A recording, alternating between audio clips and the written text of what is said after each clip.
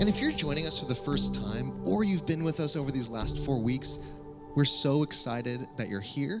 This is the conclusion of this series that we've been in called ZOE. It's been a series really asking the question, what is a full life? What is a life worth living? Because how many of us know that there is a difference between just being physically alive and actually having deep, full, meaningful experiences and a purpose for being here, what we may even call a spiritual life. Now, I want to be clear, when we use that word spiritual, right, whether you are someone who maybe you consider yourself belonging to a particular religion, maybe you consider yourself to be an atheist, regardless, that word is free to mean to you what it means. It can mean just a deeper sense of fullness and experience in this moment here and now. It can also mean a sense of connection to something greater. And I invite you, as I've been inviting you these last 4 weeks, to bring to it whatever meaning you so choose. So that is what we're talking about when we're talking about the word spiritual. But we're also referring to the way that the ancient Greeks talked about it, because they had a word for physical life, bios, and a word for spiritual life, ZOE. And so that is really what we've honed in on in this series. And we've looked at this concept of life through various lenses. We started out our conversation at the logical point where every life begins, at birth. But it was a different perspective on birth, because we asked ourselves, do we just come into this world physically, or do we enter into this world spiritually, by fully inhabiting our life, right? By fully showing up as we are authentically. The next week, we asked the question, is a life that is full simply full of stuff, or is it a life that we are fully present to? And then last week, we tackled probably one of the biggest questions that anyone can ever approach in life. What is the meaning of life? And what we concluded, or at least what we explored together, was maybe there isn't a perfect answer for what the meaning of life is, but maybe we can choose to approach a life of meaning. And so today, we're going to close out this series at what I think is the logical conclusion of any conversation on life, which is a conversation about death. Now, you might be thinking, Jake, this has been such an inspirational series, so uplifting, and then you're gonna end with a conversation on death.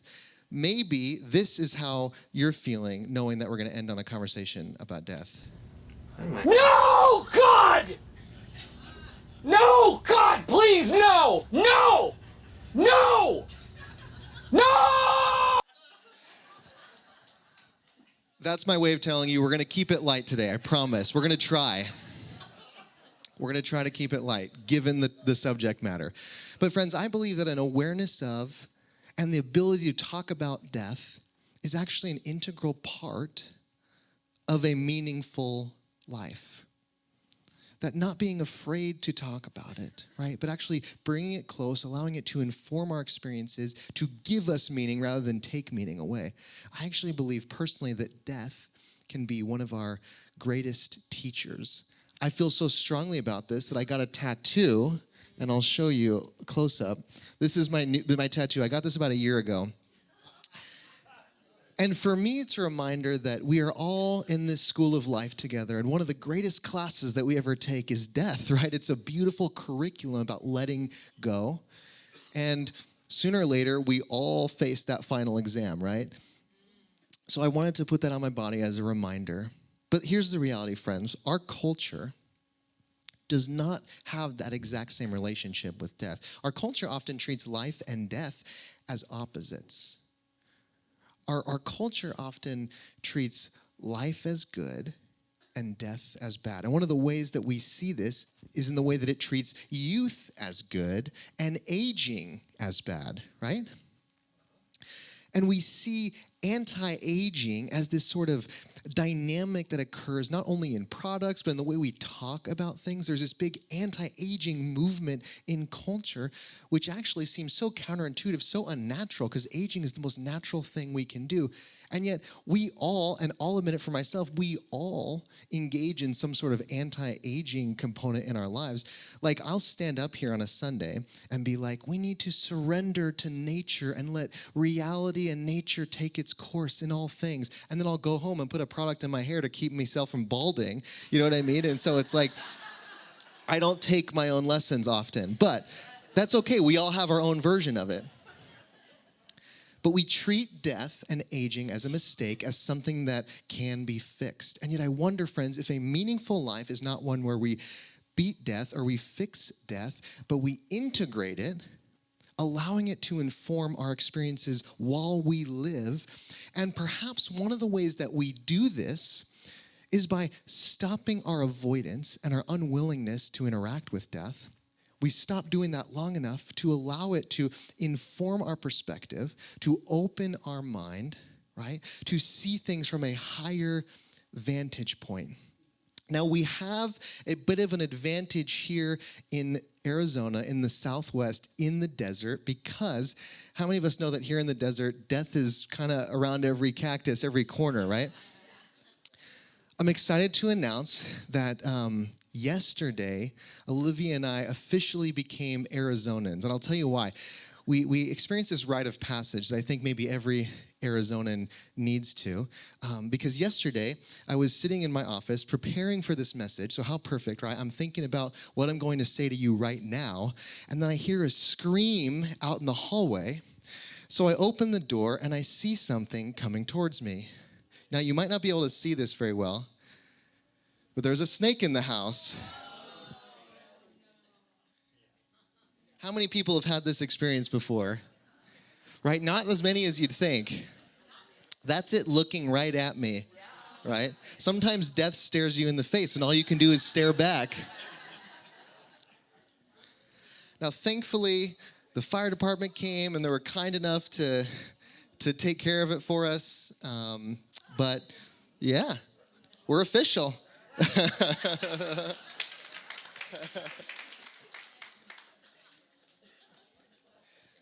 But we have these reminders, right? These this presence of this reminder and awareness that, hey, look, we have a fragile existence, and that's okay. Because when it comes to the bios, which we are using as a term for this physical aspect of our lives, we know that the bios isn't permanent.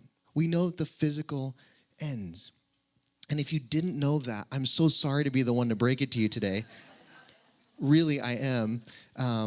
It kind of reminds me of like when I was in junior high, the week before we did sexual education, they sent home forms to like, hey, we're going to tell your kids about this. So if you haven't already talked about this, we're going to. I should have done that last week with this. Like I didn't, if you haven't talked about death in your family, I'm sorry, Jake's going to do it. So, but here's the reality. We know, for the most part, that our physical body has an endpoint. But when it comes to ZOE, the spiritual aspect, right? The part of our, whether you think of it as consciousness or you think of it as the mystery of being itself, we don't know for sure what happens. And the reality is, whatever persuasion you are of when it comes to death, whether you believe that we continue, whether you believe that we don't, or whatever aspect of that, however you think about that and whatever persuasion you are, the reality is that we just don't know for sure. And that humility can be such a beautiful tool as we move forward thinking about this and as we move forward in this conversation. So look at it like this. When it comes to the bios, when it comes to the physical, we have certainty, right? We are certain what happens because we know that everyone who has ever lived before us has gone through the same experience. So we have certainty that the body does not last forever. And another thing we have certainty about, in the sense that our body doesn't last forever, our physical bodies are temporary vessels. They are single use. And we are, we like sustainability around here, so we avoid single-use products for the most part, right? But our body is our single use. Now, knowing that is not an excuse to go use a plastic straw, but just important, I think, important caveat. When it comes to the ZOE, right, our consciousness, our spirit, however you may define that, we do not have certainty, right? We are not exactly sure what happens. And in that uncertainty, one thing that we might be curious about and uncertain about is the fact that maybe that aspect of our being is not temporary. Now, when I use that word temporary, I'm not specifically talking about a fixed short amount of time, but really that word temporary being related to temporal or anything related to of time.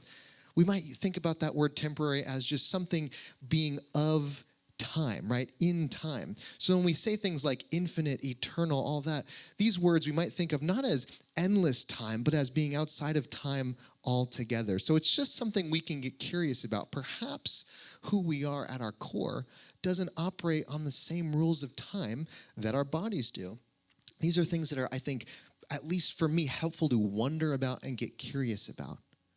But I think that we have some clues in our lives and in nature that help us hold on to and think about and turn over some of these ideas in our head. And these clues, they don't just come from a book, right? Something someone a long time ago wrote, or they don't just come from something someone else told you or I, but they're just apparent in everyday life. They show up all the time. And what I'm talking about are these symbolic representations of death that we experience in our lives while we still are here. And I find that these symbols that we're going to talk about in just a moment, they're almost like the universe giving us a little bit of practice. They're like the universe winking at us to tell us that it's going to be okay. And so the first of these images or illustrations of death that we have in our lives now, I want to give you an opportunity to guess, but I'll give you a hint. We all do it about once a day if we're lucky. And another hint, it has nothing related to the bathroom. So does anyone have a guess? Sleep, correct. Now, we don't, it's so funny, I love this idea because we so rarely talk about sleep, but it's such a fascinating thing to me that we lay down, we go somewhere else, right? If you're lucky, you have a dream or two, usually bizarre and make no sense, and then we trust that we're going to wake up in the morning. But I love what philosopher and author Rupert Spira says about sleep in this context. Each night, we practice a little death in sleep.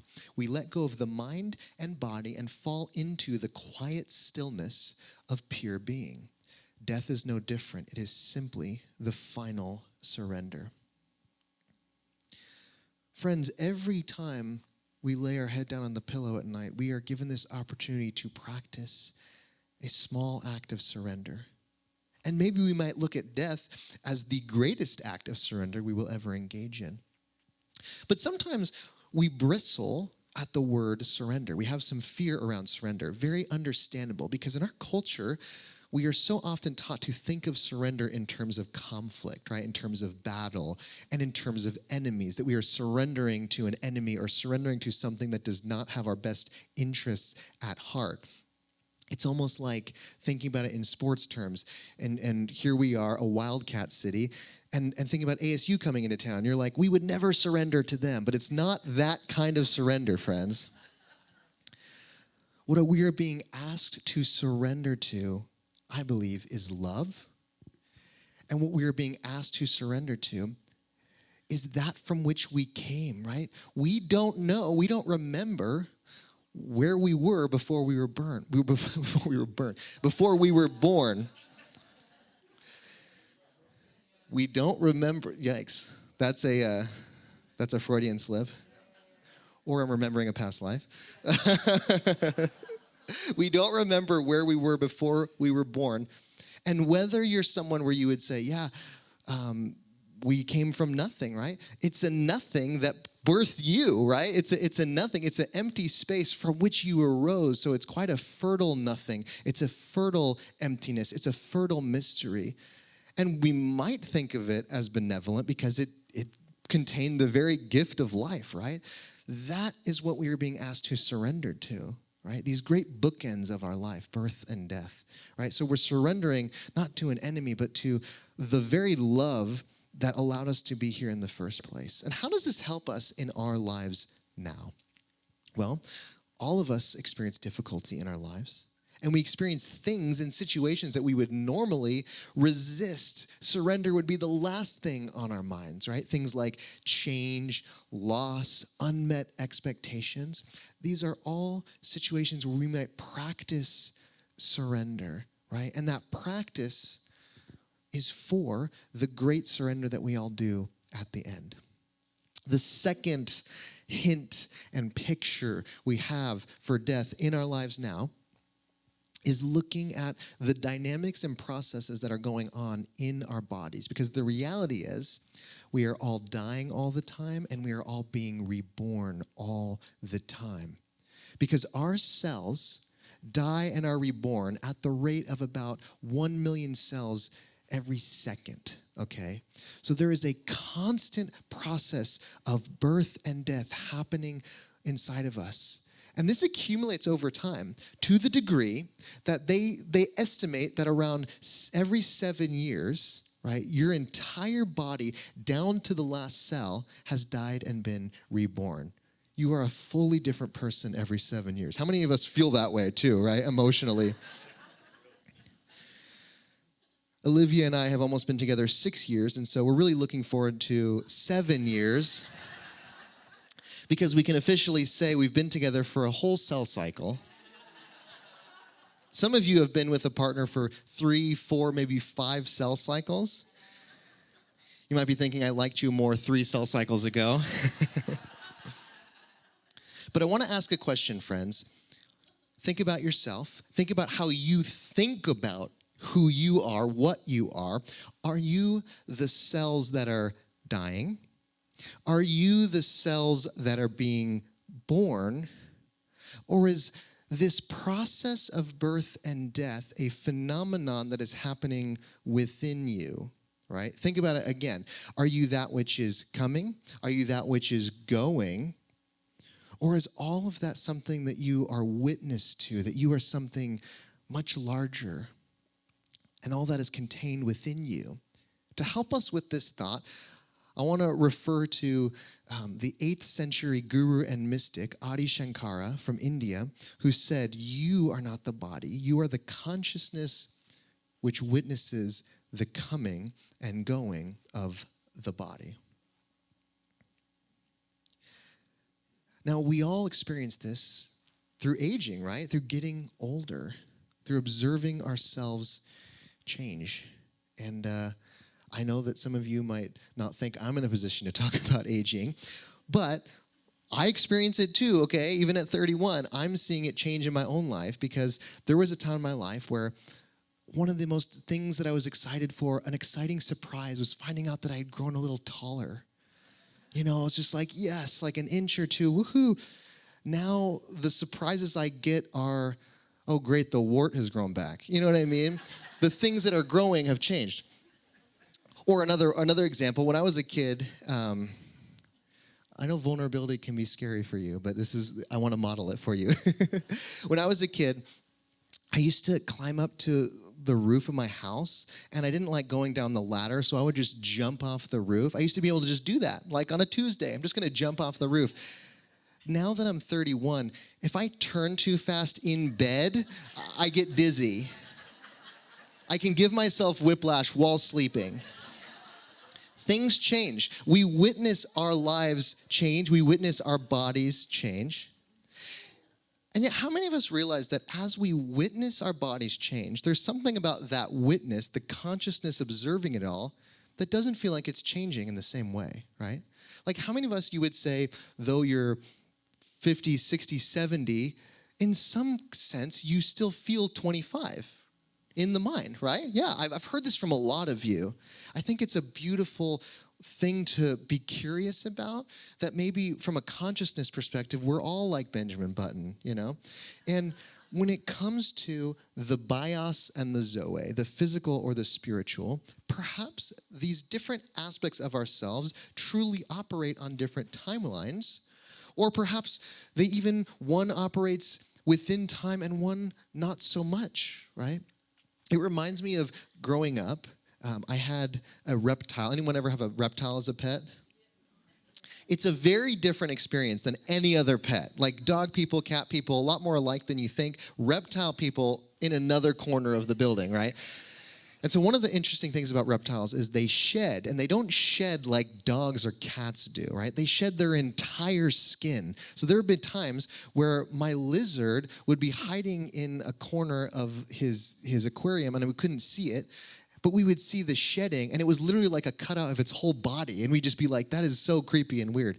I showed you a video of another reptile in the house, but this is different when you own it, right? You feel a little bit more loving towards it. But nonetheless, this shedding thing was really bizarre, but it really is something that we all experience, and not just physically, right? Emotionally, spiritually, psychologically, we all shed our skin. How many of us can look at different phases and stages of your life and go, I'm not that anymore, right? I've become different, and perhaps as I evolved, as I changed, I became more of myself, right? Because the shedding process that any animal goes through is one of self-healing. It's one of perpetuating and staying healthy, staying whole. That's something that we all go through in our own experience of life, right? And what we do each time that we shed our skin and become someone new, there's also a part of us that's sitting back and witnessing it all, right? So friends, here and now, today in this life, every time we come up against another moment where we feel that difficult shedding of the skin, maybe we can also let a part of ourselves sit back and witness it and remember that there's always something new on the other side. Speaking of shedding, let's go to that third illustration, which really is the season we're in right now, fall. Right? A season where the very theme is this transition from life into death, a dying off. And yet we know when we look at fall, when we look at the autumn leaves, we know that this is not the end. We know this is not a permanent death, and we know that it's a necessary part of the cycle of life. And in this liminal and transitory state between the life of spring and spring and summer and the death of fall and winter, right, we see such incredible beauty, right? It's one of the most beautiful times of the year. And yet seasons remind us that time has a cyclical component, and cycles remind us that things always return, right? Things always resurrect, perhaps just in a different form. And so we know that we need fall, right? It's essential to the processes of nature, right? We need things to change. We can't have one season forever. Growing up in California, there was always this talk of like endless summer. It was originally like a surfing movie from the 60s, and then it turned into this poster that everyone had and a t-shirt that everyone had. And I remember at a certain point thinking, that sounds horrible. Endless summer? And here we are in Tucson, like especially true, right? We can't have endless summer. That's terrible. Friends, what if these death processes are actually part of a larger process and journey that our soul is on? The Celtic people who they lived very close to nature, very close to the cycles of our planet. And the Celtic people had this proverb, death is the middle of a long life.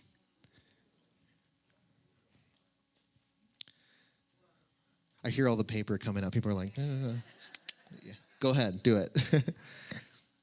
Friends, when we face deaths, right, loss of relationship, loss of job, right, a changing of our path, we thought things were going to go one way, and we have to grieve that it's now going another, right? But when we face these things, may we approach them like the fall, like autumn, recognizing it as part of a larger process of life. And may we see that every death that we face while we live is just the middle of a long life. My hope, friends, is that we took death, which is something that so often has been very scary, but instead we brought it into the present moment, realizing that it's not so foreign from our day-to-day experience of the here and now, right? And we looked at these examples, right? The example of death being seen in sleep or in the changing processes of our body or even in nature in the fall. And in all of these examples, something is lost, but something remains, right? So when we sleep, consciousness is lost, right? In our bodies, cells are lost, or even emotionally, we shed skin. And the trees, they lose their leaves. And yet something always remains. There is always a witness to all of these processes. And I'm reminded again of coming back to Rupert Spira, what he says on this topic. What we fear in death is the loss of everything we have identified with. But what we truly are can never be lost. It really asks us to go inward and find that answer for who are we truly. In the 19th and 20th century, there was a Indian guru and mystic named Ramana Maharshi. Anyone heard of Ramana Maharshi? So Ramana Maharshi passed away in 1950, but before he died, he could sense his transition coming, and he had this big following and many devotees, and he announced, he spoke to his devotees openly that he felt that his time was coming soon, and they were all so worried because they didn't know what life would look like without him, and they said, Guru, please do something. Heal yourself. You are this holy man. Do something. Don't leave us. And he said to them, where could I go? Where could I go? As if to say, why do we assume that in death we go to something that is fundamentally separate or other than this, right? The present.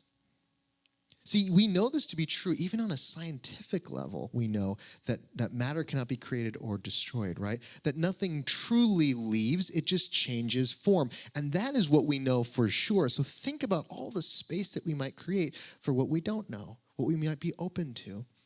And this is very important for us because we've all lost someone. And this is the most painful and yet the most universal human experience. And we know that we lost the physical, the bios, right? But when it comes to the ZOE, we might also be curious about what remains with us. And I think this is an area that we so often underestimate. Because we say things to each other like, oh, well, they live on in our memories, right? They live on whenever we think of them or bring them up in a kind way. And we shrug that off as if that's a nice sentiment, right? But what if we could open our minds to the fact that that might be truer than we ever really know, right? We're so narrowly focused on our modern understanding of life and death, right? And we shrug things off as sentiment when they actually might ring truer than we could ever possibly imagine. And when I need help thinking about and wrapping my head around this, pretty abstract idea, I turn to these words of Ram Dass. When someone dies, the love that you shared is the space they opened up in your heart. And the space never goes away. The love remains because love is who we are, not who we are. The love remains. So for those of you who don't know me, my partner is named Olivia, and we started dating a year and a half after her dad passed away. So he's someone I never physically met in person, which means I'll never get to have a beer with him. But this person who I never met has had a huge impact on my life. He is very much alive and present with her family, in such a way that is tangible, in such a way that he's here. He's in our lives. He's in the relationship. He's affected and changed my life. And yet I've never even met this person, right? How many of us have had experience like this, right? Someone's present even in their physical absence. What this experience has taught me is how little I know about the way things work. And it's opened my heart and my mind to what is possible if I get out of my materialistic modern mindset, right? Death is something that for so much of our culture remains the most feared experience in life. And yet, at the same time, it is the most natural thing that we could ever do. Our bodies are programmed to do it. It's the one thing everyone in life has in common. So take the person that you might think you have the least in common with. And in an election season, that might be someone who's voting differently than you, right? So take that person and just remember, you're both going to die, so you have that in common. I don't know. It's a start. And so what do? We can drop the fear in order to give us a fuller life now, fuller communication, a fuller experience of this life. I've shared a lot of Rupert Spira because I love his thoughts on the subject. I'm going to give you one more quote from him. Death is not the biggest fear we have. Our biggest fear is taking the risk to be alive. The risk to be alive and express what we really are. It rings of that age-old saying, dying is easy, living is hard, right? So friends, may we find a fullness of life, not in the avoidance of death, but the embrace of it, right? When we find meaning in our lives, not in spite of, but because our bodies are temporary, meaning they are of time. The Japanese have this wonderful saying and sentiment, mono no oware, which translates roughly to the beauty of things passing. It's a cultural concept in Japan, which essentially means the appreciation of the transitory nature of things in life, of life itself, and identifying with the passing nature of life. And so what it would mean would to be looking at something that is transitory in nature, something like fall, something like a beautiful sunset, and recognizing that it is beautiful because it is passing, because it is temporary. And then taking that same approach to life itself, recognizing life as something that is transitory, that is in motion. Therefore, that is where we can find its beauty. Because we are beings in time, at least aspects of ourselves. And these aspects are transitory. And may we not see that part of this experience of life as a curse, but as a gift, right? Because time, this thing that we're so often worried about never having enough of, is also the very thing that allows us to do all that we love in life, right? Without time, we wouldn't be able to have any of the experiences that have brought us joy and value in life. The same is true of our bios, our physical aspect of ourselves that exists in time, right? We begrudge the changing and transitory nature of our body and our aging, and yet without our bodies, the way that they are, we would have never had the opportunity to experience life in its fullest, right? So we have these aspects of ourselves that exist in time, and perhaps these aspects of ourselves that are timeless, and both are beautiful, both are valuable. Because when we remember we are not here forever in the physical sense, it allows us to savor each moment more. And then, friends, when it comes to the ZOE, when it comes to the essence of who we are, might our approach be, who knows? But not a cynical who knows, not an angry who knows, not an anxious who knows, but a curious who knows, a hopeful who knows, an open-minded who knows. And as we're about to sing in just a moment, Bill's going to lead us in a song that is really a beautiful who knows. It's a who knows as if to say, I'm going to trust and appreciate the mystery, and instead of trying to have all the answers, I'm going to let my life be informed by love and trust and surrender. So friends, this series is ending, but life is just beginning. And you may even look at your own life and say, well, maybe I'm closer to the end than the beginning, but maybe you're just getting started because, friends, who knows? Everybody is wondering what and where they all came from. Everybody is worrying about where they're gonna go when the whole thing's done. No one knows for certain, so it's all the same to me. I think I'll just let the mystery be. Some say once gone, you're gone forever, and some say you're gonna come back. Some say the rest in the arms of the Savior if in sinful ways you lack. Some say they're coming back in a garden, bunch of carrots and little sweet peas. I think I'll just let the mystery be. Everybody is wondering what and where they all came from. Everybody is worrying about where they're gonna go when the whole thing's done. No one knows for certain, so it's all the same to me. I think I'll just let the mystery be. Some say they're going to a place called glory, and I ain't saying it ain't a fact. But I heard that I'm on the road to purgatory, and I don't like the sound of that. I believe in love, and I live my life accordingly. Think I'll just let the mystery be. Sing with me. Everybody is wondering what and where they all came from. Everybody is worrying about where they're gonna go when the whole thing's done. But no one knows for certain, so it's all the same to me. Think I'll just let the mystery be. Well, I believe in love and I live my life accordingly. I think I'll just let the mystery be. I think I'll just let the mystery be. Thanks, everybody.